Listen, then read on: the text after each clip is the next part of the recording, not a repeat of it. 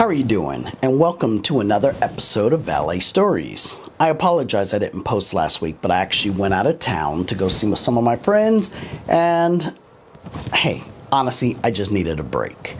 So anyway, I'm happy to say we are doing better. Our company is actually growing more and more. We have new accounts that are on the cusp. We've signed contracts at new restaurants, and we are starting to hire a few people here and there. This is still kind of a nightmare, but we're managing, and that's what we do.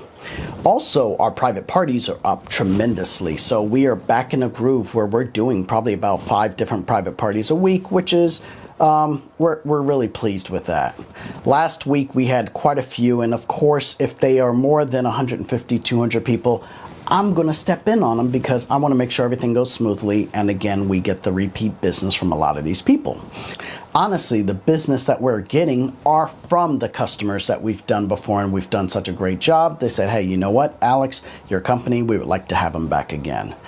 So, this one party I want to tell you about is pretty interesting. It happened this past Saturday, and what I generally do, I try to go by a couple of days before and scout out the property to make sure we're quoting it properly. The initial estimate came in, I think they said 100 to 120 people. That's 3 valets, we can manage just fine. And there's a side street, and as I drove down the side street, I'm like, okay, the side street's pretty good, we can put a good amount of cars here. That will be majority of the people that are coming into this party.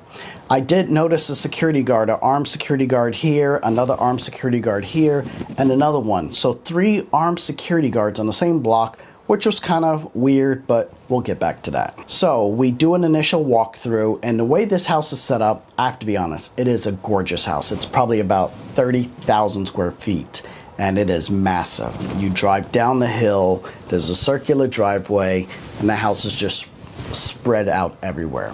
The way we were set up, we were supposed to park the cars from the top of the driveway, and the people would walk down the driveway and just have this grand entrance. So what this party was, it was an engagement party, and we were getting set up. So the caterers we were dealing with, you would walk down the driveway and you would have this grand estate in front of you. And what they did, they had tables going around the driveway. Now this is something that's kind of particular. When we have our initial walkthrough, yes, it's the assumption that, hey, this is a driveway, valets have full access to it, but that's not always the case. On the day of the event, we showed up and we found out that they had put these tables all the way around. They had drinks, they had an ice cream station, they had a champagne station, all this before you even walked into the house. Well, logistically, that doesn't help the valets. How are we going to structure this? And they said, well, we want to put you at the top of the driveway. That's great, because for us, that's less distance that we have to run, and we were happy to do so. So the day of the event, I got a call, and they said, hey, the numbers are up. They're up to about 200. If they say up to 200, that means always add about 20%. So I'm thinking, okay, 250 to 300. Let me staff accordingly. So we have about 6 or 7 valets out there, including myself, and that should be more than enough. What we're supposed to be doing also is parking at the church. She said the church is on the corner.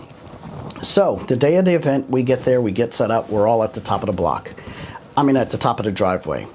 I feel one raindrop on my head. I'm like, please don't. It looked kind of gray, and they said it was a 17% chance of rain. 5 minutes later, complete downpour. I was smart enough to bring our tent, and we did have some umbrellas, but we didn't have enough, so I send one of the valets to Home Depot, which is like 10 minutes away, and I said, hey, just buy like 5 or 10 golf-size umbrellas, and let's bring them so we have them. So when he leaves, all of a sudden, people start coming in. They start coming in, and it is raining like crazy. We can't get them out of the car because this is a gorgeous Indian Indian engagement. So a lot of people that were coming in are wearing these beautiful beaded dresses, and we would be crazy to let these women out of the car at the top of the driveway and have them walk down. Not to mention all the candles and all these beautiful things that were going at the base of the driveway are now ruined. So I get a call from the homeowner, says, hey, move the operation from the top of the driveway now to directly in front of the house so people only have to walk 10 feet to walk through the front door. So that changes things quite a bit for us, and that's what happened. Here's another problem. The other problem is there are vendors that are still parked in the driveway. So as we're trying to go down the hill, it's basically you can have one car go down, one car go up. But if there's a car in the driveway, you have to go around that car.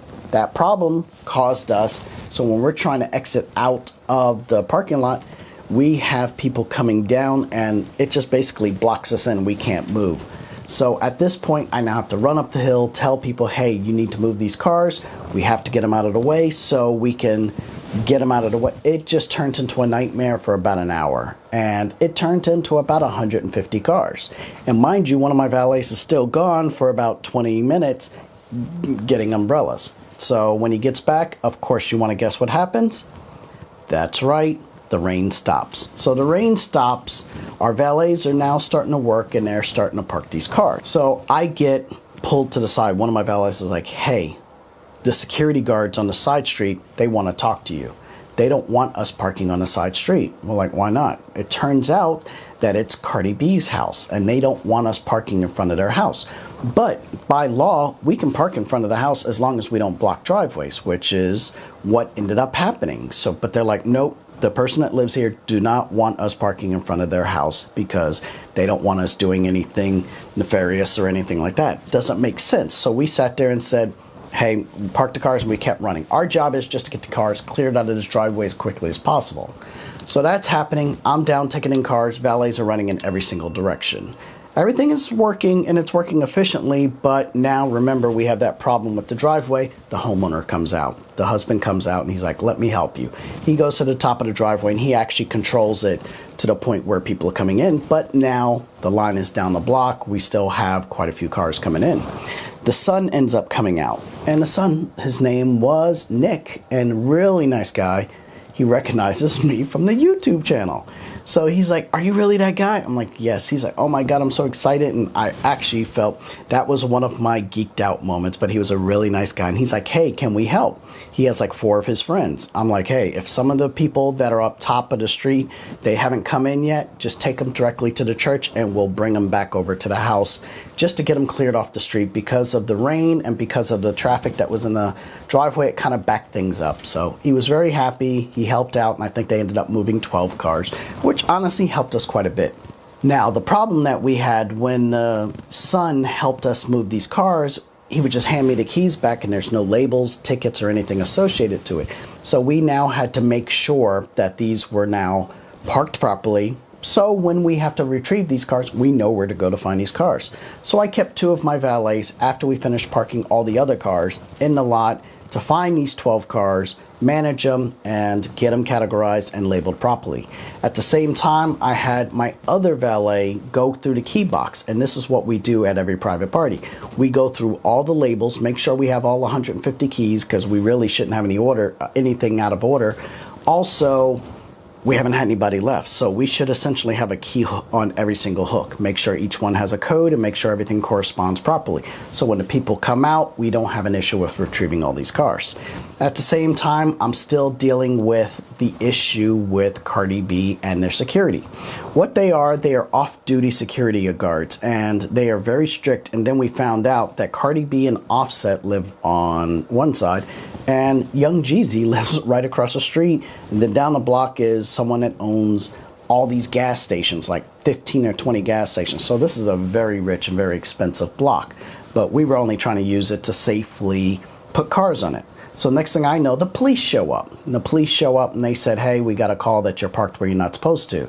So the officer goes down the block and he's like, you guys are fine. As long as you park on, as we say, one side of the road and we don't block driveways, we're perfectly fine. We're in complete compliance with what needs to happen. But the security guard had called and said we didn't want anybody in front of this house. But the police said, hey, you can't control the public streets. These rich people come out here and they want to control what happens in front of their house, but they don't, because they don't control the city roads. So regardless, we did park there. We tried to clear them out as quickly as possible, but the people were still upset. So I never saw them. This is all getting translated from cell phone to me to going out there in person. Our job is to come out there, do the job that we were assigned to do by the people who hired us. We didn't really try to infringe on anybody's property. We did have additional parking at the church, but overall, Our job is to park these cars as quickly as possible and to pull them up as quickly as possible for all parties involved. Overall, this party went great. I have to really commend some of my valets. I had a valet named Stephanie. She did a great job. This is her first time starting with one of our private parties, and she did a phenomenal job. And this is coming after she worked a morning shift, so she worked 10 hours in the morning. Our other valet, Jared, did the same exact thing. He worked a morning shift, and I had them come over to this shift afterwards, and they did a phenomenal job. They did a great job. They were really humping it, especially in the rain. Then I had a couple of my other valets that, again, did a phenomenal job. I was happy. I was really impressed with the way it operated. And it was a great job for me. Not great job, but I apologize. It was really a good opportunity for me to go out and see how these valets work under pressure. And I could really see what they're doing out there and what mistakes, if any, are being made so we can correct it right then on the spot. But again, overall, I was really happy. They got paid very well in tips. Everybody was very generous that day. They actually invited us in for food, but it was like 12:30 at night, and I think honestly the valets were pooped and they just wanted to go home.